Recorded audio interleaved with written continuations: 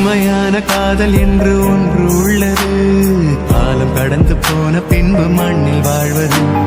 காலம் எந்த கைப்பிடிக்குள் மாட்டிக்கொண்டது. காதல் என்னை விட்டு விட்டு எங்கு சென்றது. கடவுள் வந்து பூமி மீது வாழும் போதிலும் காதல் தோல்வியாகும் போது சாக தோன்றிடும். காதல் இன்றி பூமி மீது வாழ நேர்ந்திடும். கொஞ்ச நேரம் கூட நரகம் போல மாறிடும்.